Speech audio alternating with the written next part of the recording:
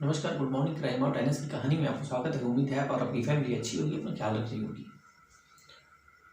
उत्तर प्रदेश का एक जिला है उन्नाव, और इसी जिले में एक एरिया आता है, एक इलाका है मझगवां, रुद्रीखेड़ा। ये एक इलाका आता है और इसी इलाके में एक फैमिली रहा करती थी, मोहन कुमार की फैमिली, जिसमें माता पिता थे और छोटा भाई था, उसकी पत्नी थी और एक 4 माह की छोटी सी बच्ची थी। लेकिन मोहन कुमार अपने माता पिता से अलग एक दूसरे मकान में रह रहा था अपनी फैमिली के साथ, यानी कि अपनी पत्नी और छोटी सी बेटी लगभग 4 महीने की उसके साथ रह रहा था। मोहन कई बार कंपटीशन की तैयारी कर रहा था, कई बार उसने एग्ज़ाम भी दिए थे और इधर नौकरी की भी तलाश में था, क्योंकि उसको अब ये लगने लगा था कि अब तक तो जीवन उसका बीत गया है, लेकिन अब उसे पैसे की आवश्यकता है, तो इसलिए वो नौकरी की भी तलाश में था।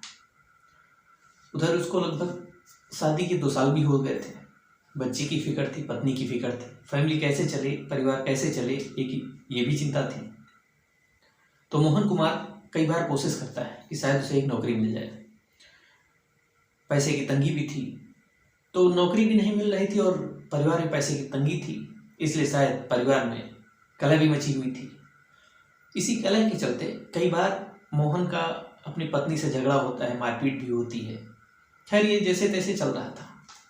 और फिर दूसरी ओर उसी मोहल्ले में एक मंदिर था और उस मंदिर में भागवत कथा का कार्यक्रम भी था।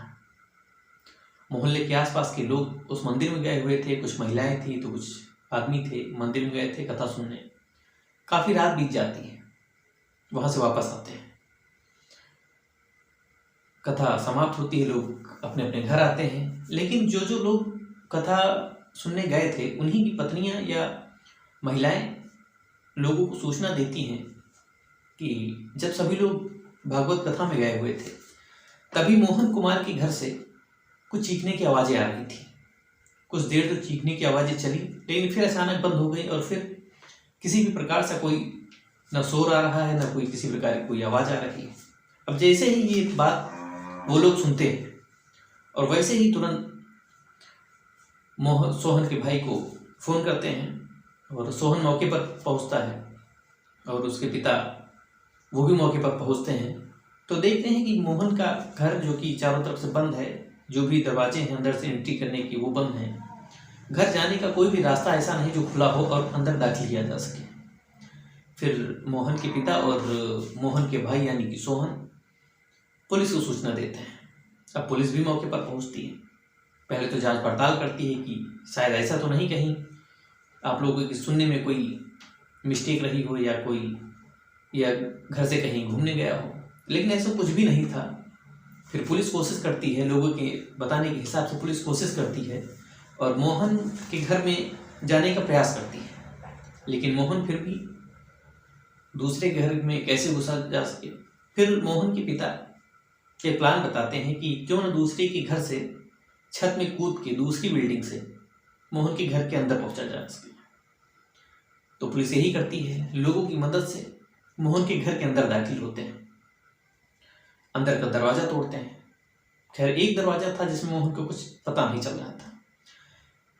फिर उस दरवाजे के पास पहुंचते हैं, यानी कि उस कमरे के पास पहुंचते हैं जहाँ पे जो दरवाज़ा अंदर से बंद है, अंदर से लॉक है और किसी प्रकार से कोई आवाज़ नहीं आ रही है।